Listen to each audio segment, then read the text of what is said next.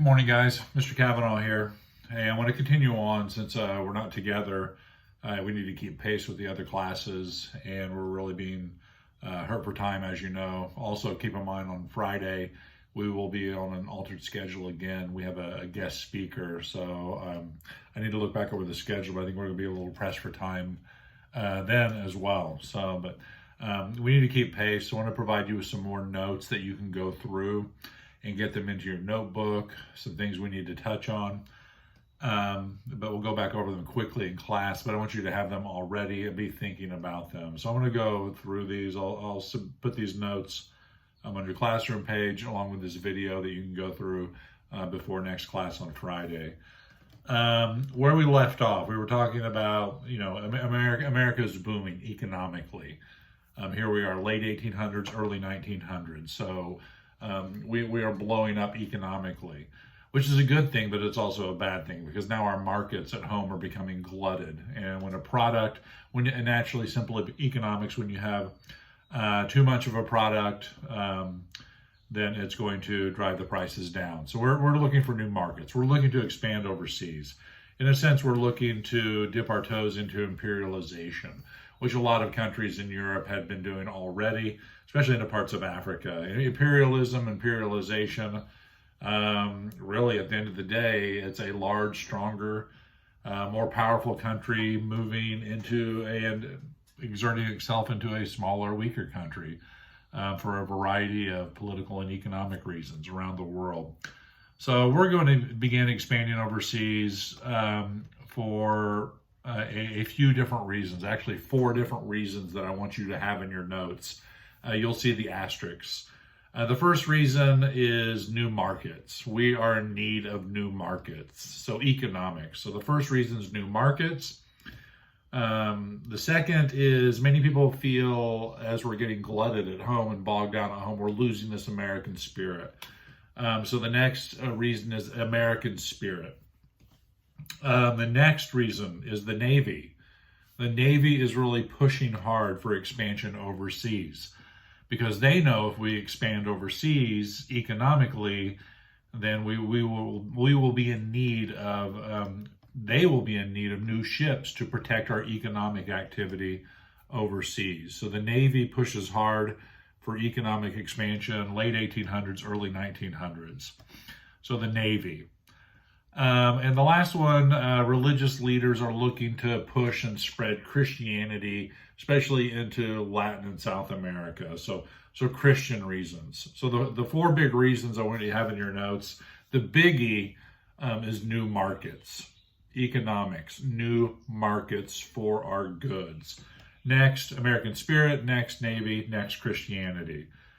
So really these issues are leading us into Latin America, which is going to lead us into what's called the Spanish-American War, 1898. The country of Spain has vast holdings around the world, and they are really in charge or in control of Cuba. Well, the Cuban people rebel up against Spain. The Cubans want us to come in and assist them. President McKinley, he does not want to get involved, even though he's being pressured in the newspapers. You see yellow journalism is the order of the day. Yellow journalism is a type of exaggeration of stories, if you will.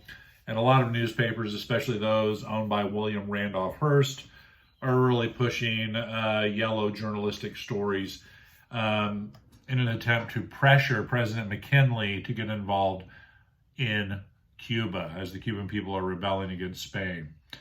And McKinley resists. However, McKinley wants to show the flag, meaning we do have business interests in the region, and we don't want what's going on in Cuba to interfere with our economic issues. So we send a ship down to Cuba to show the American flag. Hey, telling Spain, we're watching you. Don't let what's going on here interfere with our economic activity. So we send the USS Maine down to Cuba, off Havana, the capital of Cuba, really to show the flag regarding American interests in the region. Well, on February 15th, 1898, the Maine explodes. The USS Maine explodes. You'll see an awesome photo in my notes of the ship blowing up.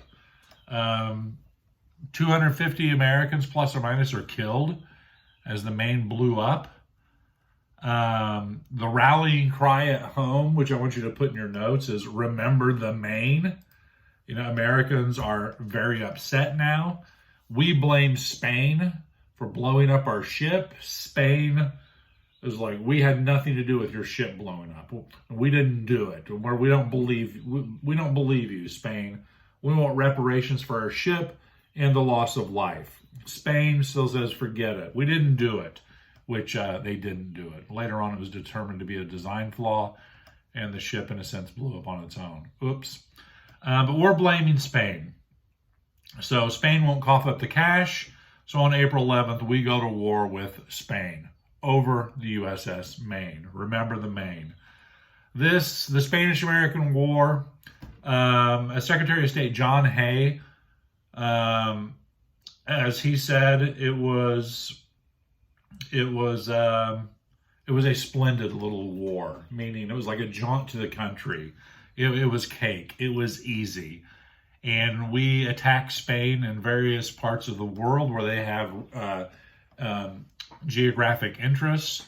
And the war lasts about 90 days, and we clean their clocks.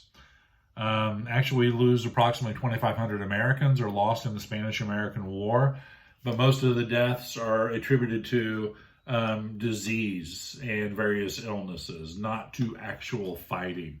So the Spanish-American War is pretty easy for us.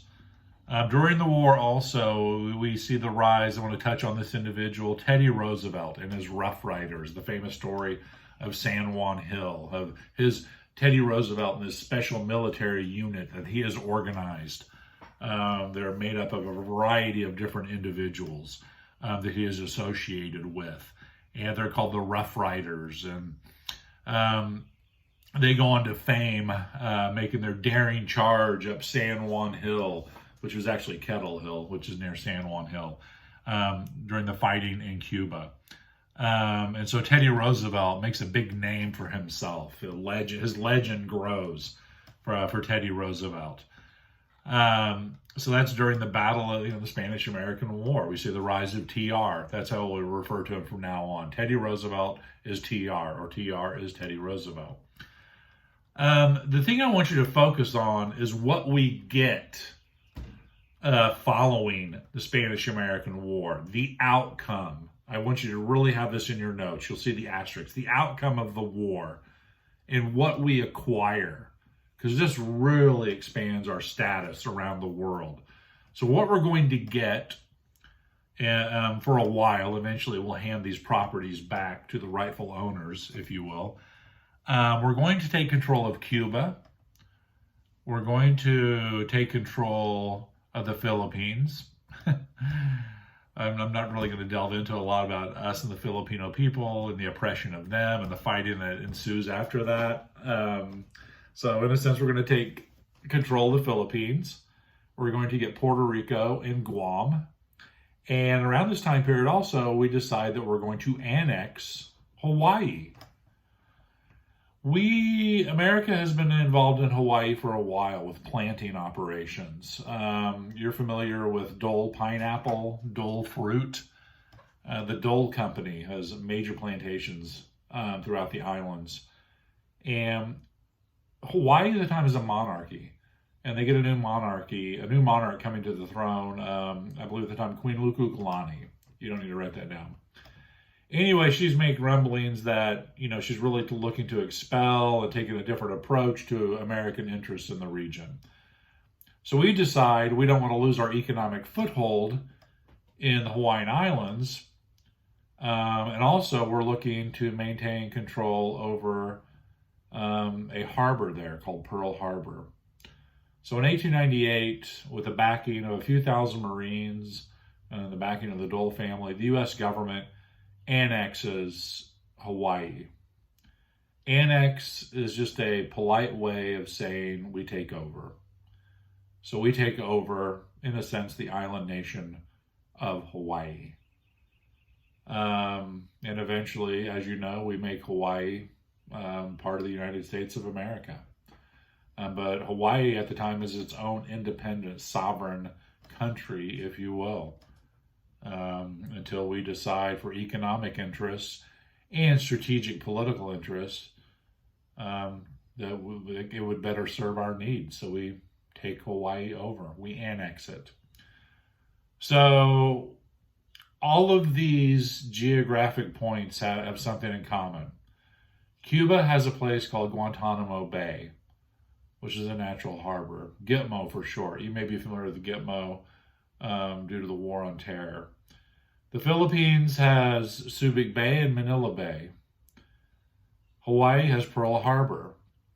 These all have perfect harbors to place our growing Navy, our ships, the Great White Fleet, which increases our reach around the world. And that's why we take control of these bodies of water. So you really need to remember that. You'll see on the map here also. So have that in your notes. Really, the outcome of the Spanish-American War is the big thing I want you to focus on, and what all these features have in common that we have taken control over. This is where we really start on the path to becoming a global superpower, if you will, is during this period of time. Teddy Roosevelt goes on to become the vice president for President McKinley.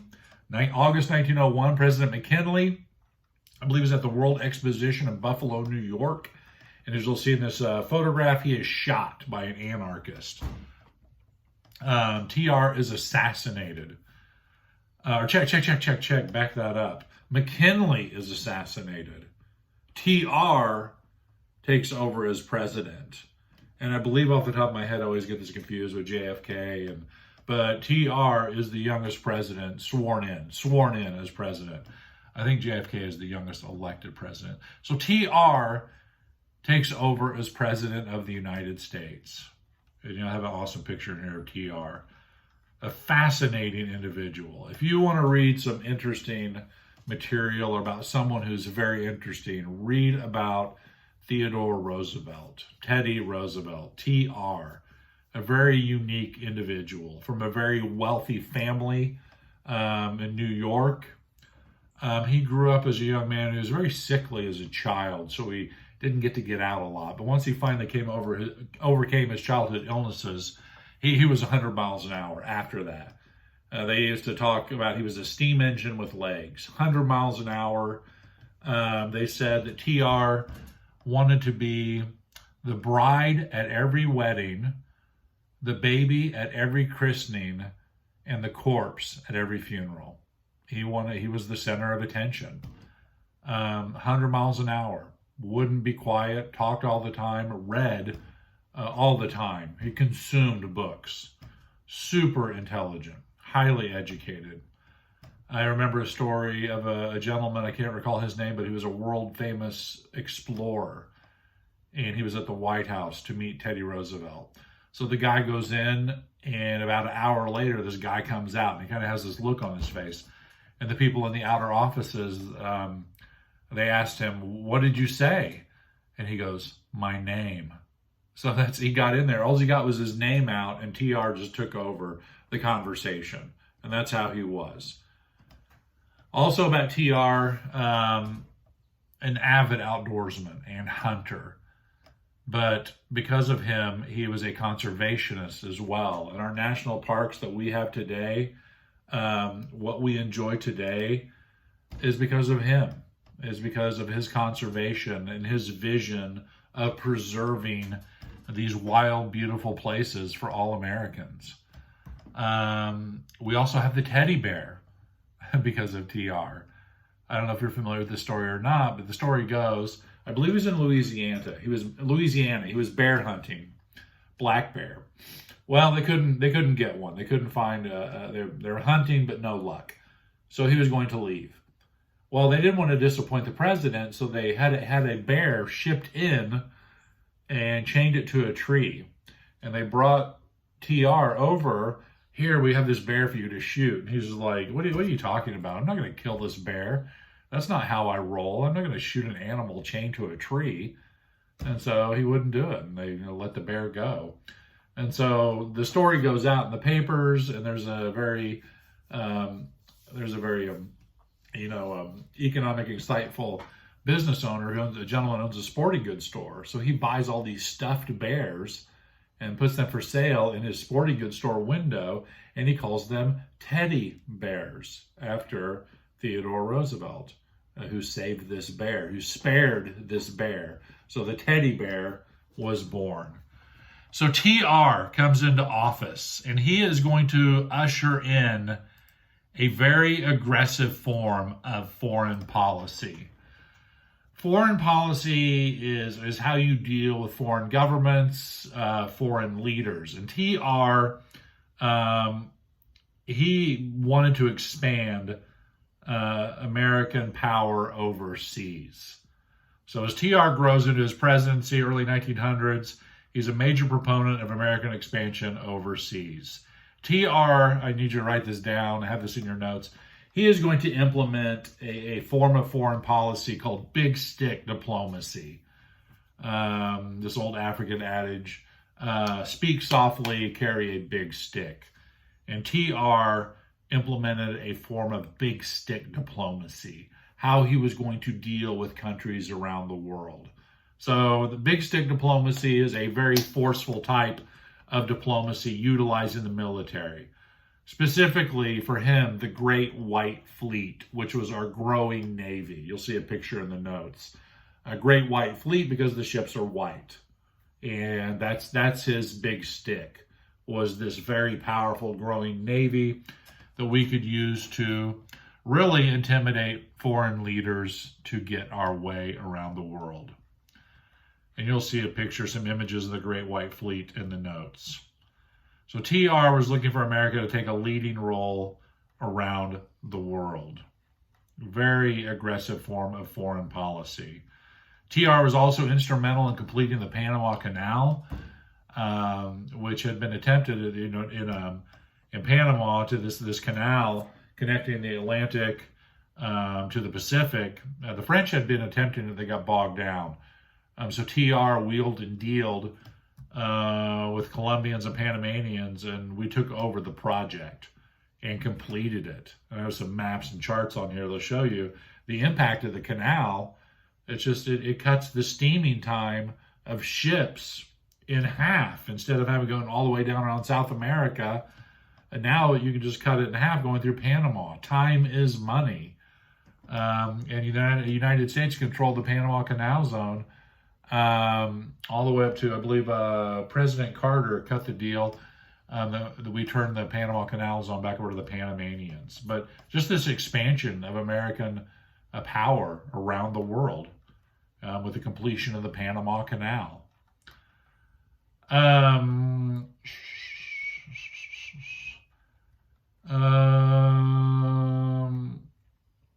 So TR is looking to he's also looking to rein in businesses and monopolistic practices and trusts.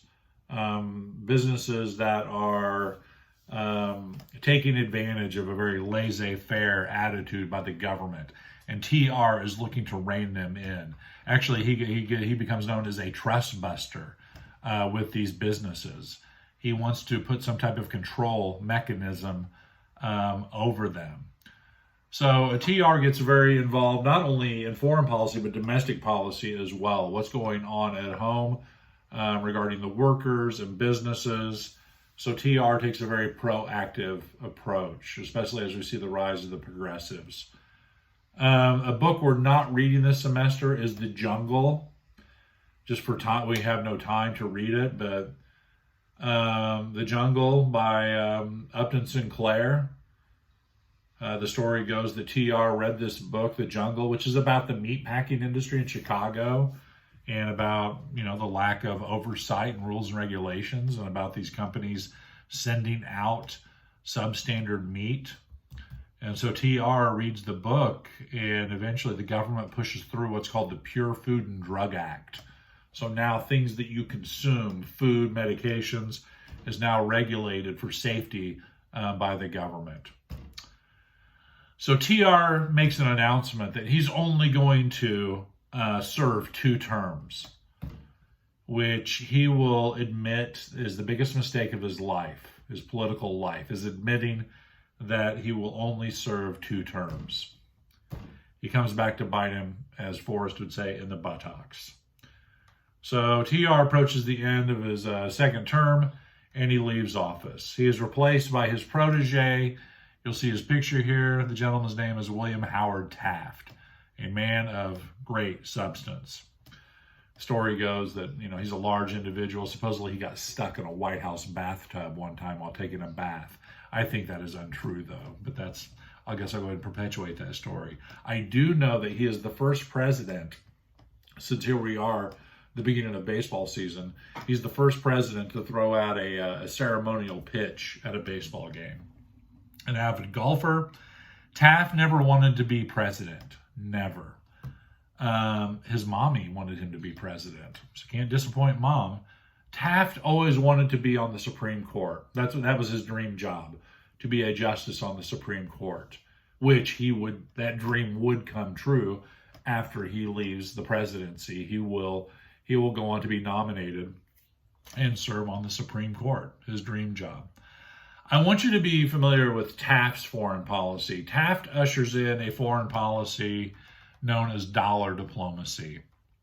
Dollar diplomacy is throwing money at the situation. So I can see Taft with like a stack of hundreds and making it rain. Taft practices dollar diplomacy, or the U.S. government does. Dollar diplomacy is throwing money at the situation to get what we want. So we have dollar diplomacy and big stick diplomacy. What type of foreign policy does the United States implement today?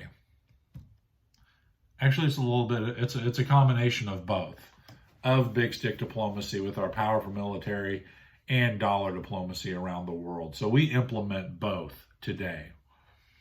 At home, we're seeing a shift in domestic policy. We're seeing the rise of a group of individuals known as the progressives. The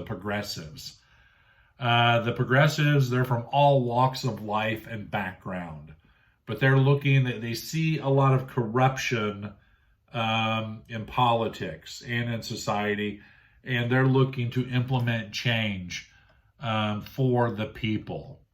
So they're able, due to their power and status, the progressives are able to push through numerous political reforms, like direct primaries, ballot initiatives, referendums, and recall elections. Wow. Just talked to Gavin Newsom about that. That's a kind of an inside side joke.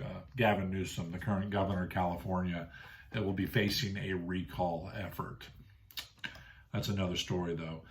Some of the progressive reforms that I want you to know and have in your notes that you'll see on a quest to the final are what are known as the progressive amendments.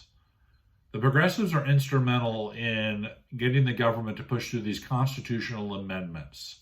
There are 4 of them, known as the progressive amendments.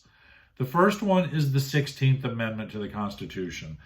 The 16th Amendment, write this down please, is graduated income tax. The more you make, the more you pay. So 16th Amendment, graduated income tax. 17th Amendment is direct election of senators. Before the 17th Amendment, senators are selected by state legislatures. And there is a ton of corruption going on within these state legislatures and the individuals they're selecting as senators at the federal level. Tons of corruption. And the progressives know that, and that's why they push through. They're able to get the 17th Amendment pushed through. 17th Amendment, direct election of senators. So write that down. Do you know who Indiana senators are? I'll wait for a second.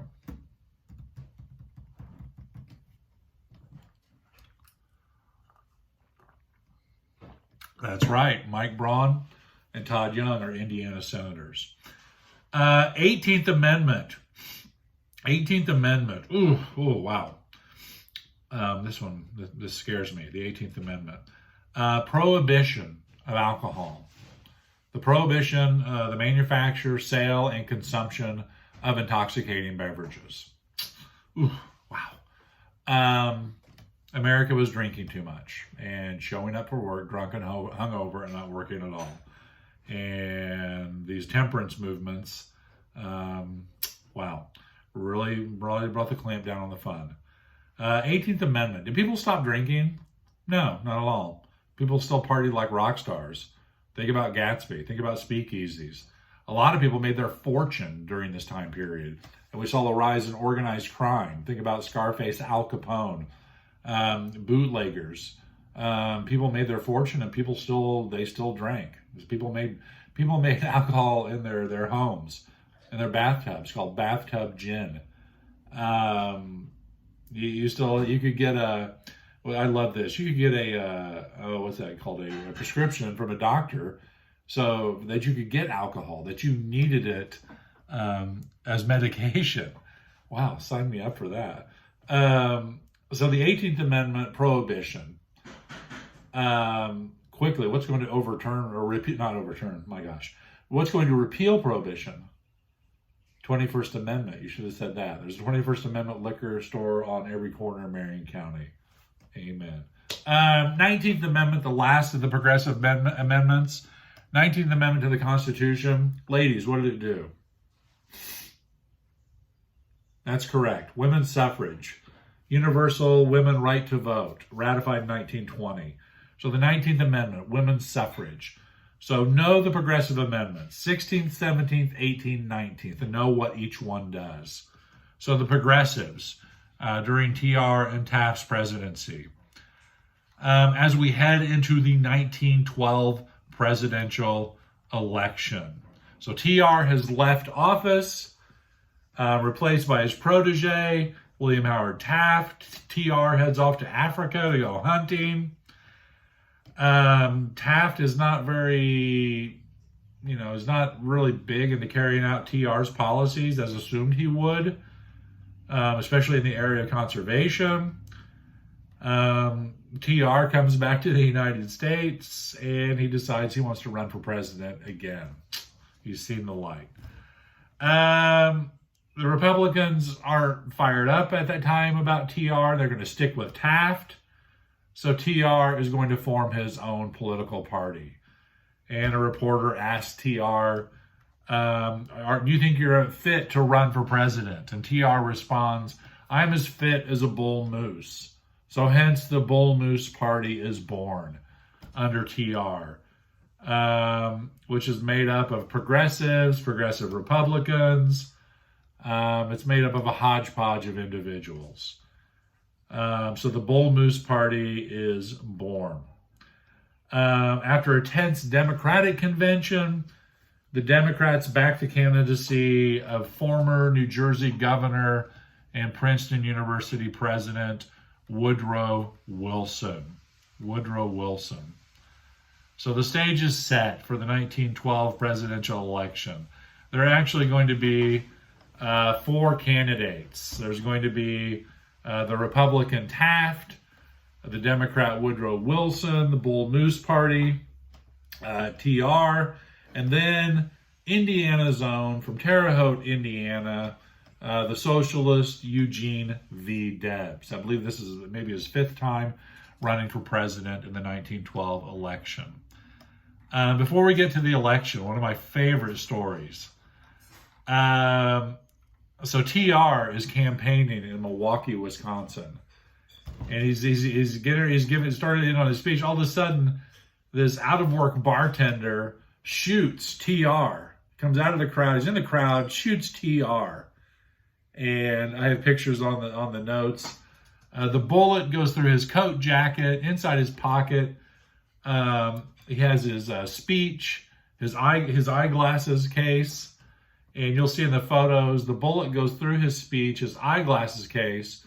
And you'll see the x-ray and the bullet lodges near one of his ribs. The guy's wrestled to the ground and taken away. And TR, with a bullet in him, I mean, this is a BA factor of 10 right here. He goes on to give his speech for over an hour. And then after his speech is over, he goes to the hospital and has surgery to get the bullet removed and to repair his wound. Oh my goodness gracious. Wow. So you'll see this in the notes. You'll see the photographs. So as we head into the election, we have the presidential election of 1912. And that's where we're going to stop, and we'll pick up with that in class. So make sure you go through these notes, get them into your notebook, especially the key points of what you'll see with the asterisks next to them. So some of the key things of what I want you to have in your notes are imperialization, why we expand overseas, the 4 reasons, outcome for us following the Spanish-American War, the progressive amendments, the different foreign policies under TR and Taft, and make sure you have all of those in your notes, and we'll pick up where we left off with this in class on Friday. So that's all I have for you. If you need anything or have any questions, make sure you get back to me. And I know we're pressed for time. I'm sorry we're moving fast. My apologies. But we're just going to do the best we can and get through the year. Don't forget also your permission slips for Saving Private Ryan, so we can get to that quickly. That's all I have. Have a great Wednesday. Kavanaugh out.